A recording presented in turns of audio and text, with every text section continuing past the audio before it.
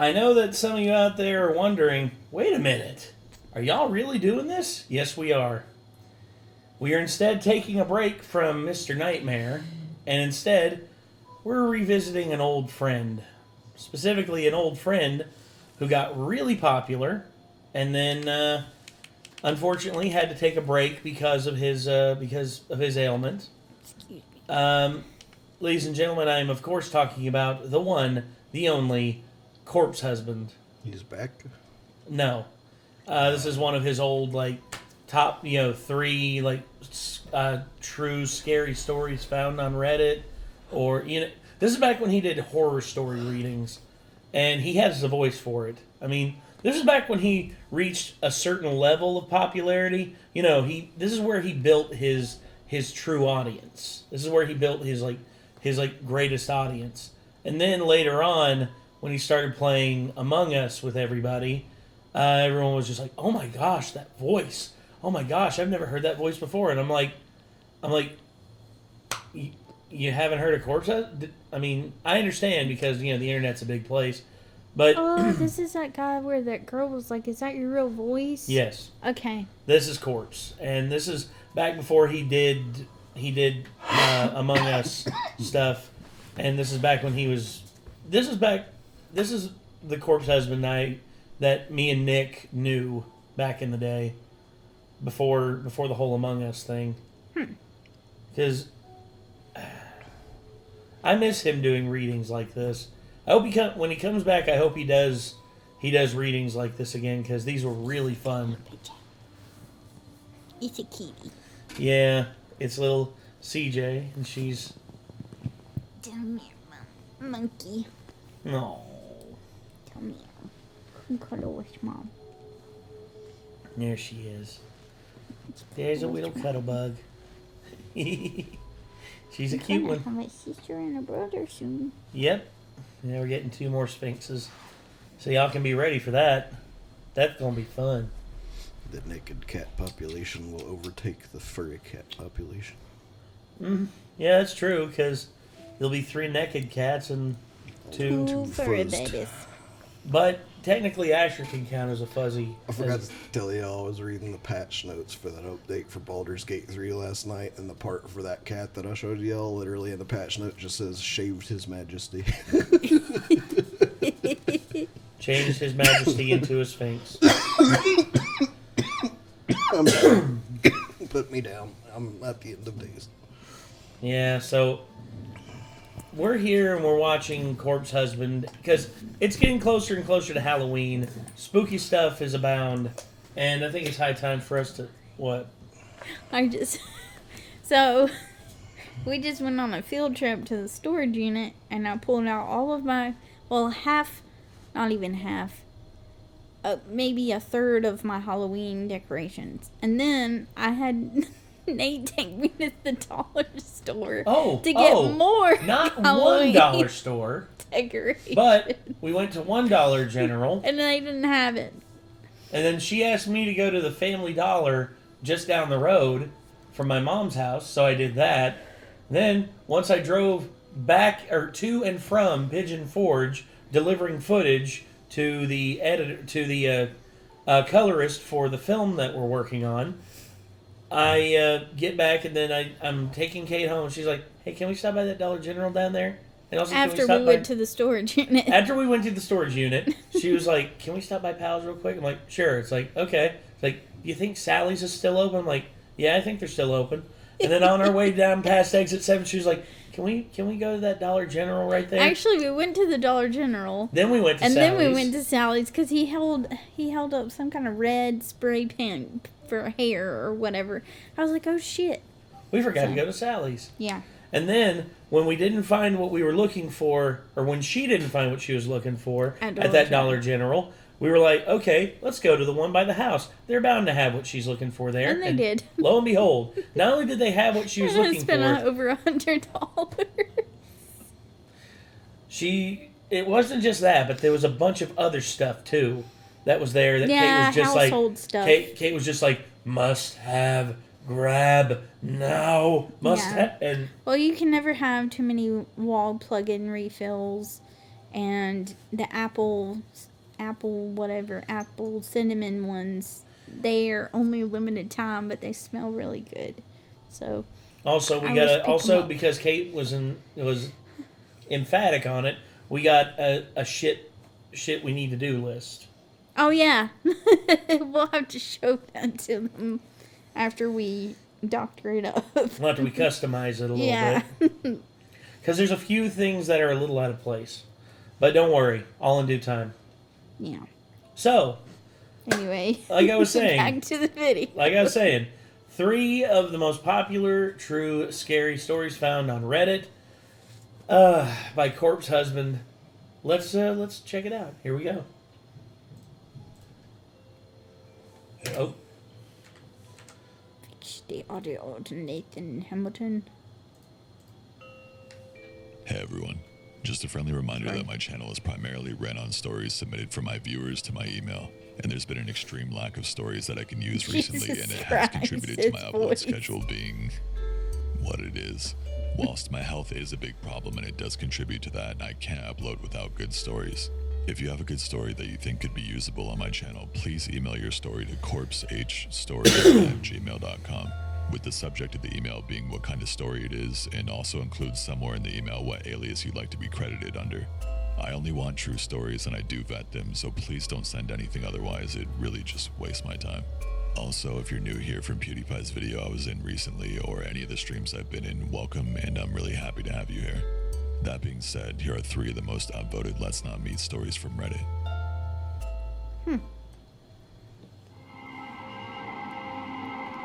I grew up in Ohio in the 70s, and me and my childhood friend Joe were outside all the time we could manage it. Joe lived on a farm that bordered a pretty big forest, and my parents would drop me off in the morning and we'd stay in the woods all weekend. We'd basically only come out for school. We loved pretending we were frontiersmen. We'd build shelters, traps, practice making fire with sticks, the whole 9 yards.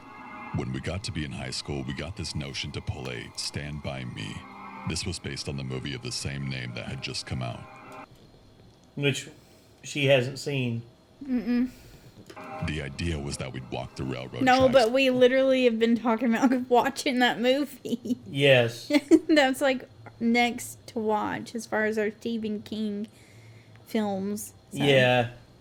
So, out in the country, but Except for it's instead- October, so I vote we watch the horror ones first. watch. Yeah, for sure. 1408 is next. Yeah, 14. Yeah, that's true. Yeah. looking for a dead body. We'd find cool bridges to fish from and camp a little ways off the tracks.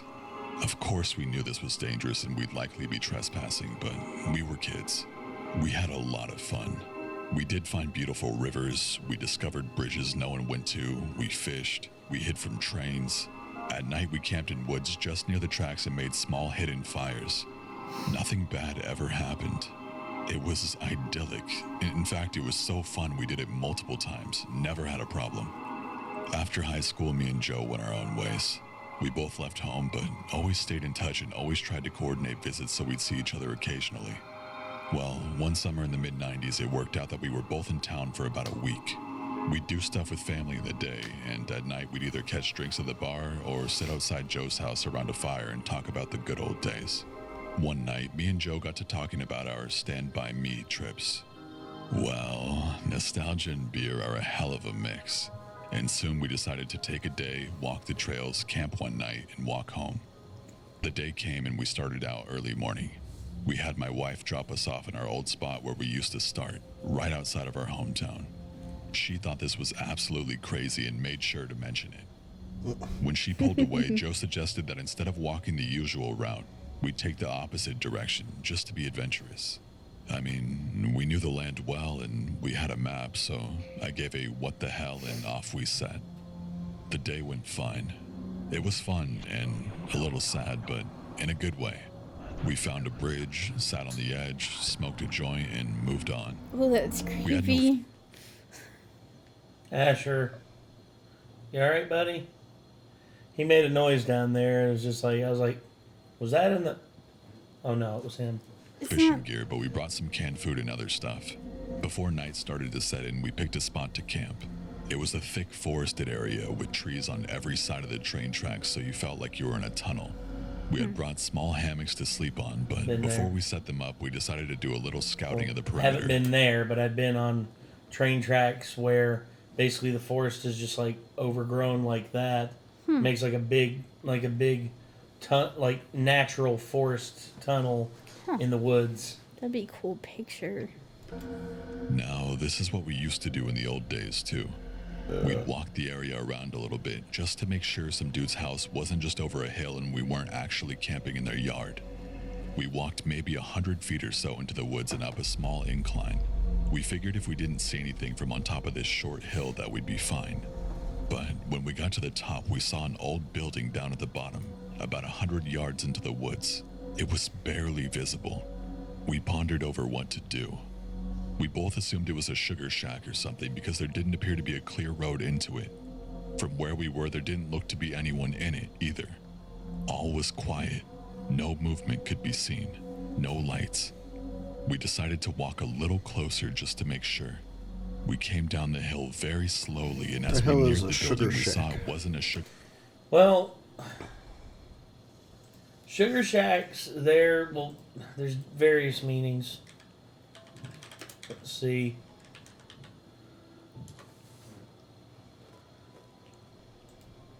Small cabins, Eastern Canada, New England. Basically, small cabins and groups of cabins where sap is collected from maple trees, boiled into maple syrup. So basically, that's this old back in the old days. They would put those trees inside the sugar shacks and just boil them and make maple syrup. It was like a little independent business you could do.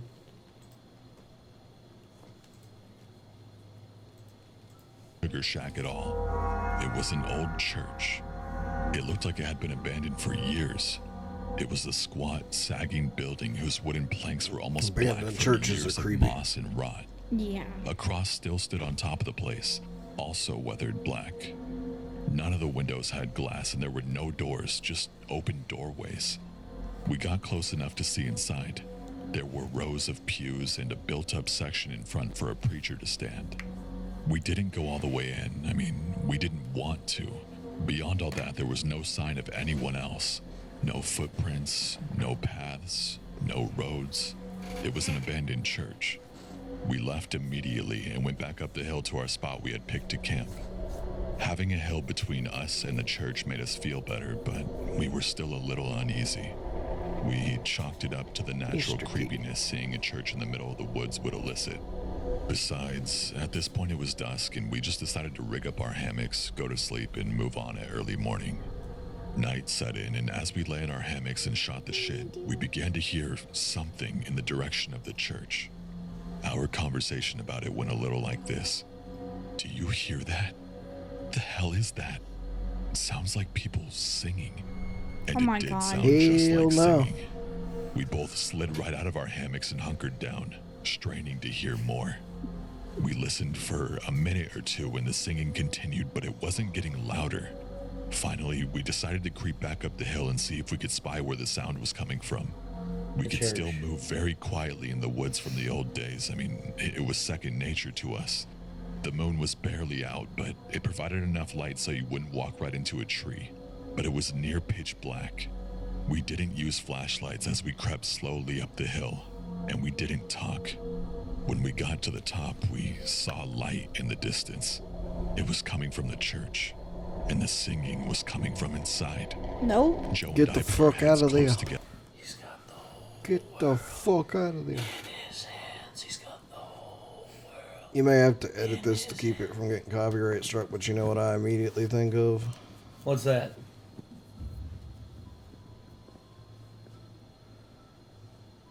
Oh, shit, I can't remember the place. Yeah.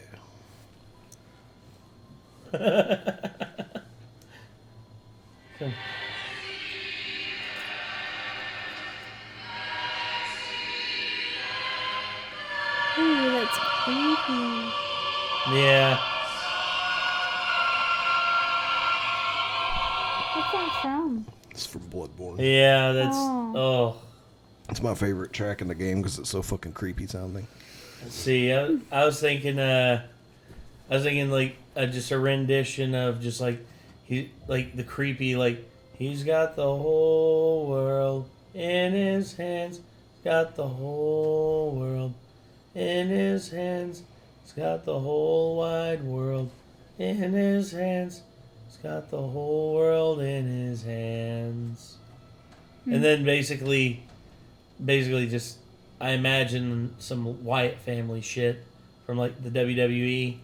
All of a sudden you just hear the pastor About inside. to come up and get your ass. We're about to come up and get your All of a sudden you ass. just hear the pastor inside. He's just like, brothers and sisters, it is upon us to go out and to find the reprobates We and the have to sinners found this holy on this ground with the world. boots And we have to cleanse them of their evil. in the holy fire. And what I see on the hillside, I see 2 sinners. Oh my god, And then- if they started talking about that. And then all of a sudden, like, all of them turn around and look at them, like, staring in through the window. And then all of a sudden, the 2 guys hear it. They turn around and they try to start running. As soon as they try and start running, like It's doing the wiggle like a wiggle. group of the people in the church have swooped around behind them and have flanked them and have cornered them. Oh Jesus! Yeah. That would remind me of some shit from like the Last Exorcism. Did you ever see that flick? I feel like I have, but I don't remember it. It is actually really good. I've seen a lot of exorcism movies. Okay, fine. Okay, we got 3 kitties here. We got Clappy, Bebo, and we got and Vega. yay. So yeah, we got a trio of kitty cats down And here. then we got Asher down there. Yeah. So He'd be all up here if he could. Vega is making my legs extremely warm. so all 4 animals are down here. I don't know how you're not burning up with that blanket you got on. She's cold. I'm cold. My feet are cold. All right, back to the Sorry. story. Together and had a hushed conversation that boiled down to, can you believe this shit? The light looked to be a candlelight from the way it flickered. And though we tried, we couldn't make out what was being sung. It sounded like church music, but in another language. We sat and watched for a while, trying to see who was in there, but we only saw occasional shadows. We had no intention of getting closer either. We had about a football field length between us, and we aimed to keep it that way. The singing continued for a bit, and then it just stopped. After that, a very loud male voice began to chant. I was already freaked out, but this voice thoroughly scared the hell out of me. It sounded like some Old Testament preacher you see in movies. But again, it was like he was speaking in a different language because we couldn't understand a single word. Eventually, it got to where the single male voice would say something, and then a bunch of voices would answer in song. This lasted for a while, and then they all broke into this long, sustained wail that just kept getting louder. It got so loud and so disturbing that I covered my ears. Then it stopped. At this point, I was just getting ready to say, let's get the hell out of here, when Joe put a hand on my shoulder and hissed, they're coming out. We were far enough away that we couldn't make them out really well, but what we could see was a line of figures walk out the open doorway, all holding hands in single file. We could see some of them had flashlights. They began to sing again, and the light from the flashlights began to move toward us and the hill. We booked it back down to our campsite, grabbed our shit, and ran to the tracks. Once there, we ran down the tracks in the direction we had came from. After a few minutes, we stopped and looked back. We saw lights coming down the hill. They were moving erratically, like whoever was holding them was shaking them. We continued to run in spurts and walk as fast as we could. We eventually stopped seeing the lights and came to a road. By our map, we knew a small town was about 15 minutes down it, and we walked there, got to a 24-hour gas station, and called my wife to come get us. My wife and other friends all just thought it was some kids messing around, but I heard that was those a cult. voices. Yeah, that's Yeah. That was a cult that's in the a woods. pretty strong like idea of a cult right there, man. Those kids go hardcore if they're just kids messing around. Yes, they Yeah, do. for sure. And they sure as hell didn't sound like kids to me. I'm not sure who those people were, but it was definitely the creepiest thing that happened to me out in the woods. won't go camping out on the tracks anymore. Nope. I'll start by saying I have a terrible biological father. He's been a shady person all my life and constantly caused me a lot of grief. This is just one of those examples. When I was 4, my parents split up. My mother and I moved states, and they agreed I would visit my dad every school holiday for a week. This one particular time, I had been with him for a few days when I was playing with my cousin at a nearby park. A car pulled up, and I recognized the man as one of my dad's friends. He called me over, and without thinking, I ran over to him and left my cousin at the park. He asked me if I could show him where my dad lived, and I agreed and got in his car. I gave directions and didn't notice at all that they weren't following them correctly. Looking back, I didn't completely really know the way anyhow. After way too long, I did realize that we were getting closer to the city, which is far from my dad's house. We pulled up at a house I didn't recognize, and the man told me to wait in the car. So I did. At this point, I didn't feel scared at all for some reason. He eventually took me inside, and I definitely started to feel unsafe then. I mainly remember 2 girls passed out with their tops off, and a much older man was feeling them up everywhere. I made eye contact with this man, and he made me sick to my stomach. Oh, well. Looks like our boy has been brought to a date graping house.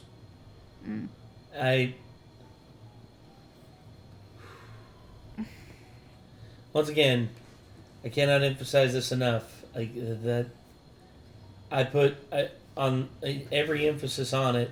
If I find out that you are like that and you are that kind of person, Get the fuck away. It's gonna take everything in my power not to freaking like elbow you in the jaw, and just disgusting, dude, friggin' disgusting. I had definitely figured out that this was a bad situation by this point. A lady took me into a bedroom and brought me a sandwich. The bread was stale and I wasn't hungry, but I ate it all because I felt bad for her, which doesn't make a lot of sense, but that's what I was thinking about. The lady told me a lot of things I didn't understand, but when she left, I remember thinking my dad was coming to pick me up soon, and I fell asleep, waiting for him. I wet the bed that night, and no one came to see me the next day until I cried very loudly and banged on the door. The lady came back and yelled at me for stinking up her bedroom, and I asked about my dad. She said he was coming tonight after he finished work. She didn't offer me a shower or a bath, so I sat in my soiled pants all day. After that, everything turned into a blur, really. My dad didn't come that night, and I was so terrified. In my head, I felt like I was there for months. I thought I was missing school and everyone had forgotten about me. In reality, I was there for 5 days. They let me take 1 shower. I don't remember eating much except for boring sandwiches, and I had chips and gravy maybe once. Finally, my mom drove across the country to come and get me. After not being able to get a hold of me or my dad for so long, and then me missing my pre-booked flight home, she panicked and came looking for me. Chips and gravy. This person's British. Because gravy and chips, that's a very like common staple in the UK. Chips are basically like fries. You know, gravy and fries. But where he said chips, it's just like, it's pretty obvious. It's this person telling the story's British. Thank God she did. She found my dad at his girlfriend's house, methed out, completely hiding out. Turns out he owed a lot of drug money to the people who had taken me. They had told him that they had me, but he couldn't afford it or didn't want me back, whatever it was. He didn't bother to try to get me back. My amazing mom paid his debt for him after borrowing from a lot of people, and she came to get me back. I remember when someone came into that room and told me my mom was there, and I walked out and I could smell her. It was the best feeling to feel safe again. She took me home, and I didn't see my dad again for a long time. She never called the police. My parents' relationship was very complicated then, and I fully understand the choices she made. Anyways, I'm definitely okay now. I've spoken about this in therapy, and I've come to terms with most of the things that I went through as a child. But still, a very messed up situation for a 4-year-old girl to have to be in. So to my dad's friend, the sandwich lady, and even to my dad himself, I hope I never meet you again. Damn. It's not so much a horror story as just a trauma story. Jesus. Jesus. It's too real. A few years ago, I was renting a house in Northern California. The neighborhood was just outside the suburbs. It seemed like the perfect balance of having space and also having nice neighbors close enough to not feel isolated. The area had no street lights, so it was very dark at night, especially if there were clouds blocking the moonlight. It didn't bother me though. It made my little house feel even more quaint on dark nights. I got home from work one day in midwinter. It was a cloudy night, so pulling up to my house, I saw only what my headlights and front porch light illuminated. When I got out of my car, I caught a whiff of cigarette smoke. That was odd, as I had never smelled that before around that house. I didn't see anyone nearby, so I just ignored it and went inside. I had just got off a shift with a few hours overtime, so I felt pretty tired. Even though it wasn't even 7 yet, I decided to take a shower and just call it a night. I woke up sometime later, sure that I had heard a noise inside my house. I wasn't worried right away because my friend would sometimes stop by to use my shower after work on his way to his night classes. I even gave him a spare key so he could stop by even if I wasn't home. But he would always text me to let me know beforehand though, and I hadn't heard my phone go off. I reached over to my bedside table and picked up my cell phone to see if my friend had sent me a text. The bright light from my phone's screen and number pad blinded me. These were the days before phones had a light sensor that would dim the screen in the dark, and this particular phone was so bright I could use it as a flashlight. Through squinted eyes, I could make out that it was 9-something, but I couldn't tell if I had an unread text or not. I set my phone aside and called out my friend's name. There were a couple of seconds of silence before I heard loud footfalls as someone started running through the bottom floor of my house. I leapt out of bed and ran to the closet. They were already up the stairs by the time I had to open the door and stepped inside. The house had 3 rooms upstairs, 2 bedrooms on either side of the hallway, the one I was in and a spare, and a bathroom at the end. The bedroom doors were both locked, but the bathroom door was cracked open. I heard whoever was in my house thunder down the hallway past my door and into the bathroom. Thank God he did. That gave me just enough time to open the attic access in the ceiling of my closet and hoist myself up. I had just started to lift myself up when the person ran back out of the bathroom. My feet were barely inside of the attic when my bedroom door burst open. I heard footsteps run into my room and stop. When they didn't see me in that room, they ran back to the hallway and into the other room, which just had boxes stacked in a corner. I guess they decided that if someone were hiding, it would be in the bedroom because they charged back into my room and turned on the light.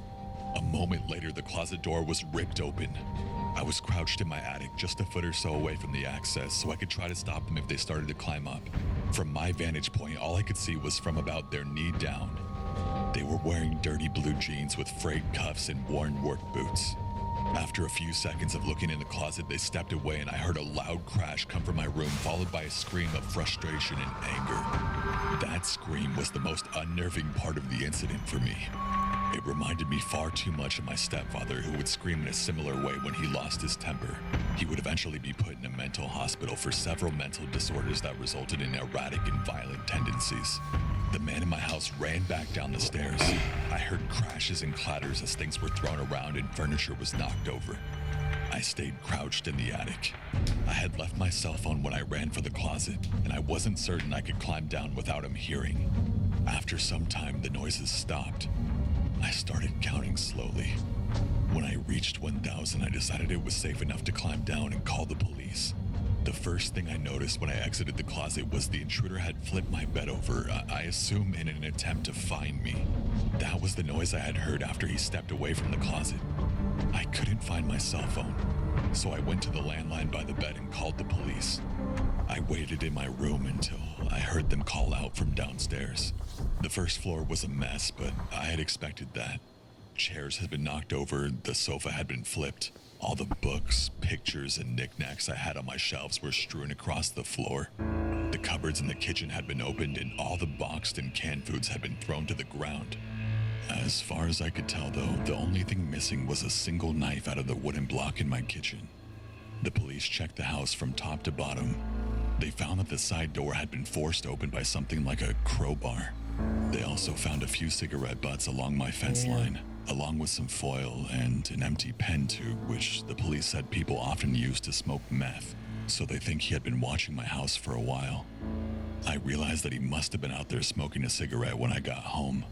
They collected up the evidence and told me I should stay with family or friends that night and get that door fixed as soon as possible. I opted to just not sleep. I moved a shelf over to block the broken door and spent the next couple hours cleaning things up.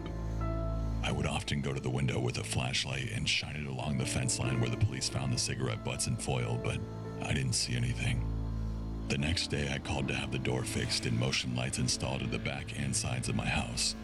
I ran a phone cable up into the attic and added a landline. I never wanted to be stuck up there without a phone again. Nothing else happened at the house, though. I mean, I lived there another 3 years without incident. One more precaution I took was practicing getting out of my bed, going to my closet, and climbing into the attic as quickly and quietly as possible. I even kept at it when I moved. Except now I go to a crawl space at the back of the closet instead of the attic. I try not to think about what would have happened if I had been a bit slower getting into the attic, or if he hadn't gone into the bathroom at the end of the hall first. Yeah, that's... It's a bit of a saving grace with that. It's really lucky. And please follow me on Twitter or Instagram so that I don't completely die out when YouTube inevitably kills my channel for not being consistent. Stay safe. Oh, come now. But, yeah, if they hadn't had that place to get into the attic in their closet, they probably would have been screwed. Yeah. Yep. No doubt about it, man. That's a scary thing to think about. It's like if someone were to break in my room, if they broke in the front door, my room would be the first one, like the first bedroom that they would potentially try and break into. And I'm just glad that I've got weapons in there to defend myself. So yeah, that's the other thing too, is what'll help is having a gun next to your bed you can pick up. Whenever you realize somebody's in your house, then even if they come into your room first, they get shot in the face. Yeah. I have a 33 behind the door, so good luck. That's all I'm going to say. So I can open the little cat door and shoot your damn leg before you even got to open the door. It's like Home Alone. It's like, hello, bang. Yeah, exactly. Little sucker is armed. You don't want to fuck with me. Have you seen that R-rated Home Alone bit? Mm-mm. Okay, hold on.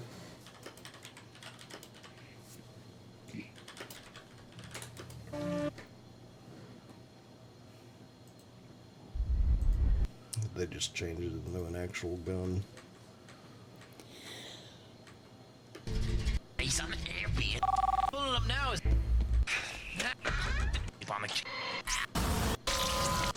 Oh no. Hey, the key's not. Here it is. Shut. I can fit through here.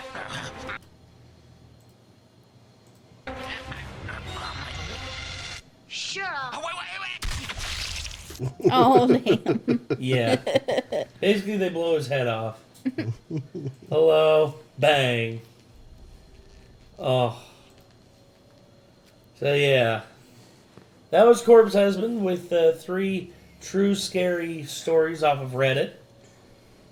I don't know what else to say except for, damn internet, you scary. So, I guess I think the church one was the best of the 3, probably. I would that say one so. was Yeah, pretty that one was freaky. pretty creepy. The second one's just really sad. And then the third one was pretty scary. That's intense. Yeah, I agree. God, okay. So, I guess that's going to do it for this one. If you want to see more from Corpse or Corpse Husband, feel free to click his name in the title of the video. And I guess until next time, signing off, I'm Nate. I'm Kate. I'm Nick. Just clappy. And we'll see you in the next one, everybody. Peace.